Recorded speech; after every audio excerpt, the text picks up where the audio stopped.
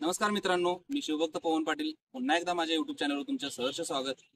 तर आपला आजचा विषय आहे गड किल्ल्यांचे संवर्धन ही काळाची गरज। आणि खरंच काळाची गरज आहे मित्रांनो, कारण आपली महाराष्ट्र ही साधू संतांची, वीरांची आणि क्रांतिकारकांची भूमी आहे। जगाच्या पाठीवर आपल्या भारत देशाला सांस्कृतिक देश म्हणून ओळखलं जातं आणि त्याहून अग्रेसर राज्य म्हणून महाराष्ट्राची ओळख आहे।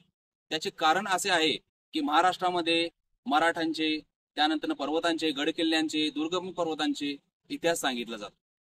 बहुत असतो सुंदर संपन्न पूर्वी आमचा महाराष्ट्र हा मराठ्यांची अस्मिता जिवंत ठेवली, ज्यांनी मराठ्यांचे राज्य निर्माण केले, ज्यांचा जगाच्या पाठीवर डंका वाजला जातो, असे छत्रपती शिवाजी महाराज हिंदवी स्वराज्य संस्थापक साक्षात पांडुरंगाचा अवतार मानला पाहिजे।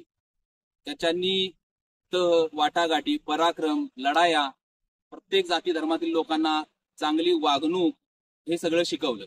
हे हिंदवी राज्य व्हावे ही श्रींची इच्छा प्रत्यक्षात अंमलात आणली। रायगड, प्रतापगड, पन्हाळा, कोंढाणा, जलदुर्ग, सिंधुदुर्ग, राजगड, जंजिरा, शिवनेरी, सिंहगड या साऱ्या किल्ल्यावरून महाराष्ट्रालाच नव्हे तर जगाला शिकवण दिली। आपले गड किल्ले कडे कसे असावेत, बांधकाम आपल्या कारभारासाठी, राहणीमानासाठी कसे सुरक्षित आहे, शत्रूपासून संरक्षण कसे व्हावे याचे विचार करून काही किल्ले बांधले गेले। बुरुज कसे असावेत, चोरवाटा कुठे ठेवाव्यात, मुख्य दरवाजा कोणालाही भेटू नये अशी रचना राजांनी त्या काळी शास्त्रानुसार पद्धतीने केली होती। राजाची राजधानी म्हणून ओळखला जाणारा रायगड हिरोजी इंदुलकरांनी बांधला। आजही तिथला प्रत्येक दगड जगाला सांगत आहे की राजांच्या सेवेशी तत्पर हिरोजी इंदुलकर। म्हणूनच आजच्या आपल्या संपूर्ण मानवजातीने, पर्यटकांनी, राजकारभाऱ्यांनी, पुढाऱ्यांनी, शासनाने या राजांनी बांधलेल्या गडकोट किल्ल्यांचे संवर्धन करणे काळाची गरज आहे। आपल्या या पिढीला इतिहास हा पुस्तक, चित्रे आणि कथा यातून सांगतो, परंतु प्रत्यक्षात गडा किल्ल्यावर गेल्यावर, पर्यटन केल्यावर अंगावर शहारा येतो। एवढी मोठी शिळा, उंच गडावर विहिरी, मोठमोठाले बुरुज हे कसे काय निर्माण केले? प्रश्न येतो की त्या काळी आजच्यासारखी यंत्रणा नव्हती, मग कसे काय? सांगण्याचे तात्पर्य एवढेच की अशी भली प्रामाणिक, जीवाला जीव देणारी, हत्तीचे बळ असणारी माणसं शिवरायांच्या स्वराज्यात होती। हेर खाते, सैन्य दल, युद्धकला, बहुरूपी कला, गनिमी कावा, स्त्रियांना युद्ध शिक्षण अशा या राजांच्या काळातील अनेक शिकवणी, राजकारण, संस्कृती, पराक्रम, शौर्य तसेच बलिदान, गडाला नाव देणे, किती मोठा उदारपणा राजांकडे होता हे या किल्ल्याच्या साक्षीनेच आपल्याला कळले आहे। आज आपण कोणत्याही गडाला भेट द्यायला गेलो तर तिथल्या भूमीवर पाय ठेवताच राजांच्या अस्तित्वाची जाणीव होते।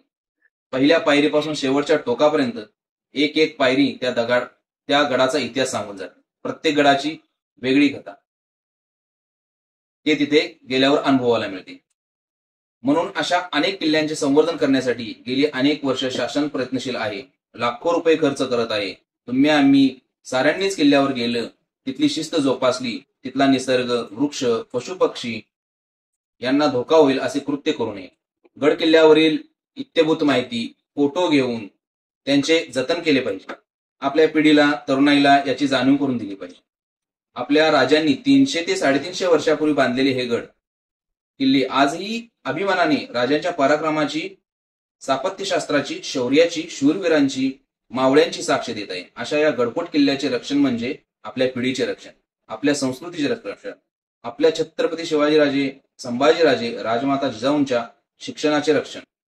हे गड किल्ले आपली राष्ट्रीय संपत्ती आहे, तिचे जतन आतापर्यंत करण्यात आले आहे, तसेच इथून पुढेही पिढीने ते करावे। आणि आपला जसा इतिहास या गड किल्ल्यांच्या रूपाने पाहायला मिळतो तसाच तो पुढच्या पिढीला पाहायला मिळाला हवा। आपण गडाला भेट द्यायला गेल्यावर समजते की इतक्या वर्षात अनेक कारणांनी गड किल्ल्यांची दुरावस्था झाली आहे, तर आणखीन काही वर्षांनी ती नामशेष होऊ नये यासाठी आतापासूनच प्रयत्न केले पाहिजे।